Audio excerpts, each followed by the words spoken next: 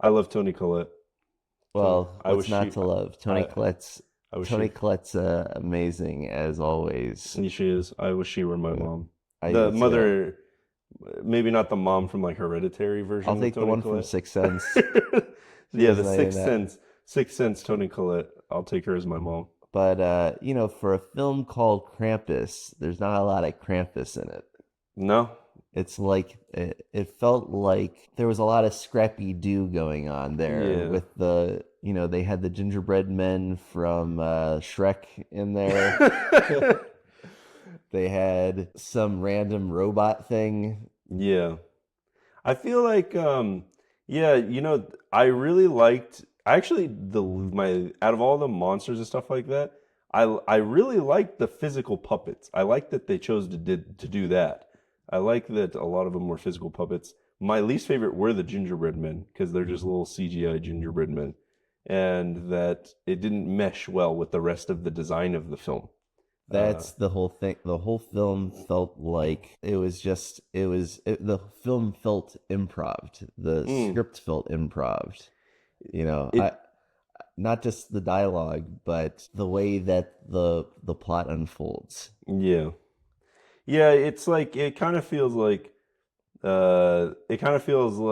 I like the actually one of my favorite sequences was probably the animated sequence where it did the flashback of like the grandma's I thought the animated story. sequence was very well done, but it Yeah. didn't feel like N- it fit in this No, it was film. just so random. Yes, But even though I like that, but I think even though I think there's a lot of fun aspects to the film, I like the production design a lot. It's got the Christmas vibe. the production design is beautiful. It's phenomenal, yeah. I love the production design.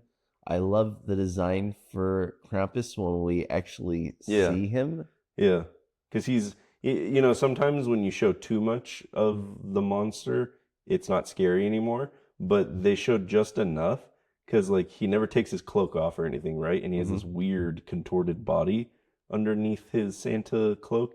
So it can only, it makes you imagine what he might look like if he were like to take that off. But we Yeah, not don't. sexy. Probably not sexy, Yeah, but at least we get to see his face. And sometimes if you show too much, it takes away the fear aspect. But I actually thought the amount that they showed was good, it was a and good character it design. was really I good character I like design. the character design somewhat. Like I said, I think that my problem with the supporting monsters is that it just felt like it was a hat on a hat. Mm. Is Hmm. this a movie about Krampus, or is it like every random kind of Toy and like yeah? Christmas If they had toy. just focused on Krampus, I feel like it would have been a lot more I effective think if it for was me. Krampus and the elves, the evil elves, Yeah, maybe. that would have Although worked. the elves were maybe when the elves came in and kind of surrounded them and they were all standing around awkwardly, I was like, this feels very sketch comedy to me. Yeah, for sure. I don't know. Speaking of Krampus, Yes, right there, exactly. I'm an authority on Krampus. you are. Krampus is in my blood. He Uh, is. Speaking of improv, I felt like also the film weirdly feels dated, Yeah, even though it came out, 9 years ago. yeah, 9 years ago, Yeah. because it has that kind of earlier 2000s humor in it. The aunt keeps saying things about how drunk and hungover she is, and Yeah. making weird comments about, the what was the thing she said about the Life life coming at you with its with come his rushing pants at you down. with its pants down, With his pants with down. his pants down. She said there was a lot of out of pocket shit that she said that I was I just like, mean, being out of pocket can be funny, but yeah. being out of pocket in itself does not make something funny. No, I agree. You probably noticed because we just watched the movie together.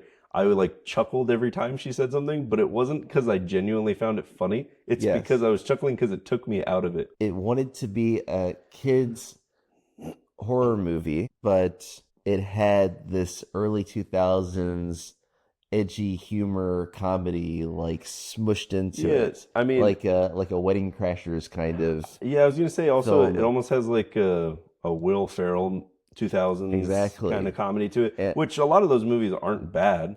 Like I sure. some of those really work. In this context, it didn't really work. And that's the thing. It's like it wanted to be a kids movie. I think if it was a kids I movie, mean, it would have been more effective. yeah, I mean, it took the child's perspective from the beginning, But but it kind of loses there's a it. lot of swearing Yeah, and, like I said, edgy humor in it. yeah. And I feel like this is something that if they had taken that out and played it more straight, it would have really appealed to younger kids. Like you said, it has the child's perspective, so like it feels childish, but not in a parody sort of way Yeah. where it would appeal to adults. So I was like, this feels like it's not sure who it's aimed at. I feel like for it to be successful, taking a more campy tone is the right approach. Having some sort of humor involved is the right approach. Yeah. However, I just think the type of humor, like you said, is very dated. Very Because dated. And I also think that the biggest problem with it is just a lack of focus because the grab bag of characters, you got people wandering into the blizzard and it amounts to nothing. They come Yeah. back and the pacing felt really weird. you know, you Yeah. mentioned that it kind of feels like sketch comedy, and I think a lot of this movie's setup is just there to have a series of scenes that are happening more so in isolation rather than having some sort of connection to one another. The director, Michael Dougherty, I believe that's how you say his name, he did Trick or Treat, which I like Trick or Treat. I think there's I a lot like of, a lot of Trick or Treat. yeah, and I appreciate Trick or Treat. and that has like a similar feel. Well, Trick or Treat works because it's set up as being other isolated stories that have sort of like some character connections or thematic connections or like things like that, but they exist in isolation. I almost wonder if Michael Dougherty, like his style, I wonder if he wanted this film at some point to be kind of like Trick or Treat, where it's isolated stories on Christmas night, There and were maybe it just certain moments in the film when you could feel the you could see the confidence in direction, that is in Trick or Treat. It just gets kind of overpowered by this early 2000s sketch comedy humor thing where you have 10 people in a room, they end up just doing dirty quips basically. I feel like this movie would have succeeded more if it were like a Trick or Treat style, like an anthology. Oh yeah. I feel like that would be fun because there's so many interesting character designs, and I mean, easily one story could just be Christmas toys coming to life and attacking. Exactly. That If could it be was- one story. If it had been an anthology like Trick or Treat, Yeah. and it had something with toys coming alive and another thing with the snowmen and another thing with the elves and another thing with Krampus, Exactly. that would have made sense because they would have been their own little contained Yeah. things. I don't want to just shit on this film No, I don't think we are. relentlessly. I enjoyed a lot of aspects of it. I think that playing with the mythology was fun. I like the touch of the bell Yeah. thing. The bell looks awesome. The grandmother character who looks Yeah. way too old to be Adam Scott's Mom. Yeah. mom. She was great. It was Oh. kind of fun that they did the whole thing where she speaks German to them, and they have this dual language family. Yeah, I liked You that. don't see that represented a lot. No, and I liked it, and I liked that not every time she was speaking there was subtitles. Sometimes there were, but Yeah. other times there intentionally were not subtitles put in there, and I liked that aspect to it. So yeah, we don't always see that kind of family dynamic in there. I would softly recommend this film. You want a fun, lighthearted horror film Yeah, to watch on Christmas Eve, just to like a popcorn kind of film. It's Yeah. fun that way, you know. it's got the vibes of Christmas, the Christmas vibes. Yeah, it has the Christmas vibes. There's some fun action sequences. I felt they were a little too unfocused sometimes, but you know, it's fun. There's a couple of thrills in there. I laughed, but there were definitely moments that I don't hate the film, but I don't feel like it's a Christmas classic for me. Yeah, I wouldn't call the it. way the The way way that Black Christmas the way is. Black Christmas is, or Nightmare Before Christmas. I have fun with it. I hadn't seen this film since I saw it originally when it came out in theaters, and I haven't seen it since. I think 9 year gap. I think that's a good amount of time to wait to watch it again if I were to watch it again. Yeah. Like I don't think it'll surprise me ever, but it's fun to at least watch certain sequences play out. And like I said, I love the design. I love the visual design of the film. The visual design beautiful. it looks awesome. is stellar. Really. Yeah, and honestly, I'll give it a lot of credit because Some especially great practical effects. yeah, because a lot of the films coming out during this time too were not heavy on the practical Yeah. effects. It's like I didn't and I didn't think the CGI was bad CGI. no. I was just like, oh, it's the gingerbread men from Shrek, you know. I did. Yeah, it's But it's not it's bad fine, CGI. you know. I didn't think it was bad CGI. I don't know how you would do those gingerbread men as puppets, No, you couldn't. It'd You be so couldn't do it difficult. as puppets. Yeah. It's impossible. or it would just look really shitty. So yeah. Yeah. No, I thought that they did a great job with the effects. Mhm. I liked a lot of their performances. I like the setup of the main character. And also we see this scene in the opening like title sequence. So we see this scene playing out where the kids fighting around like the nativity scene. And I actually kind of wish we would have gotten to see that scene play out because I think it would have added more emotional context to Well, his. yeah, exactly. And that is another kind of issue I had with the film. Even though these people are a family, you never really get a sense that they know each other that well. Yeah, so it would have been just. I actually think even just letting that mall scene play out, not in slow-mo opening title sequence, but like actually Could have having it be the open scene. Inform something about their character. Yeah. It's like when Max's cousin gets pulled away from the snowplow, he seems all broken up. I'm like, you barely interacted with that person, and when you did, they were being antagonistic towards you. So Yeah. don't tell me you care about them suddenly. Yeah. You know, Yeah, exactly. I didn't buy. So I didn't buy that. I kind would of have stuff. liked. So here's the way I would have liked this movie. I felt like it either would have worked in one of two ways: either just being a full-on like trick or treat style anthology, Mhm. or if it's going to take the child's perspective, lean into that. Take the child's perspective, let that opening sequence play out, not in just the opening titles, but actually show us, give us the emotional context to these Yes, characters. absolutely. And then follow that emotional arc of a child who loves Christmas, but everyone else around him is ruining it for him, and so he wishes something bad. Right. Well, and Or then I got a he third changes. option. The people who made this film are going to be so pissed if they watch this. I really hope they don't. I mean, they're not going to. We get like, what, 30 people watching these a week? The other option, which I like both of those more, but the other option could have been just going full comedy with it and doing a fun, dumb comedy like Dale and Tucker. Tucker and Dale versus Evil.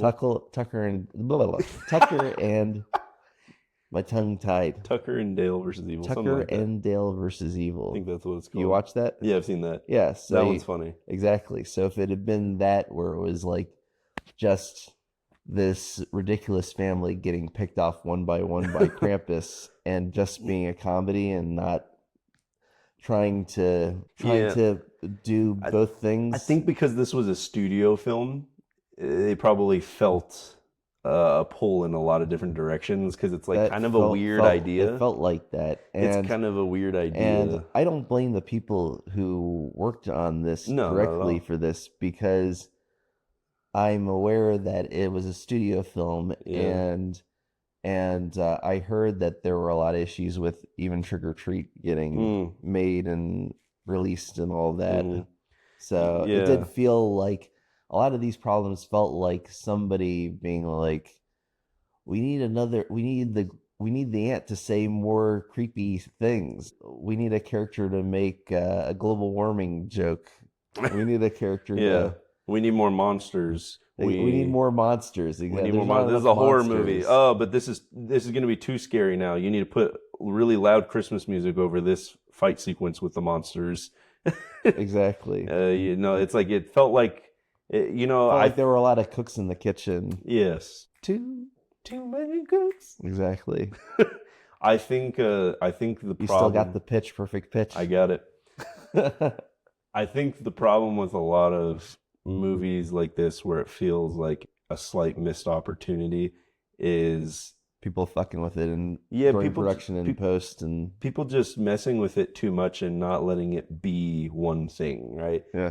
I think when you try to appease everyone and offend nobody, you end up offending us and appeasing nobody. Like if you try to make everybody happy, no one's gonna love it, right? That's not how you Yeah. that's not how you make. I mean, how do you think something like, I don't know, let's just say Evil Dead was made? Do you Yeah. think they were thinking about, oh, we need to appease this audience and this audience and this audience? No, they were just like, fuck it, we want to make something for a very niche audience. And then boom, that's why people love it, you know? I Right. feel like when you're going out of your way to trying to appeal to all different If groups, you don't commit to one thing, you don't commit to anything. exactly. And so you end up just spreading yourself too thin trying to appease all these different people, that you end up making something that truly makes nobody fully happy. Yeah. Right? There might be elements of it that everyone can find that they like about it, but no one's coming back to it and being like, wow, I really love this. Yeah, sadly, a sad missed opportunity right there. Because I love the idea of a Krampus comedy horror. Yes. Made by a studio. He made your studio Yes. with a huge budget for a horror film. I love the idea. I love a lot of things about it, but it felt too loose, too unfocused. And that's it. Yeah. Let us know if you like this new negative version of Disagree with us? Jake Let us and know. Kyle's spooky good time. Yeah. Disagree with us? Let us know in the comments below. What did we get wrong? Want to blackball us? Yeah. Go for it. We're not Try getting work me. anyway. See what happens. All right. But I hope you enjoyed this episode of Jake and Kyle's Spooky Good Time. Have a wonderful Merry Christmas and Happy Holidays, everyone. Watch Krampus. Tell us we're wrong. Tell us we're wrong, please. And a Merry Christmas to all, and to all a good fright.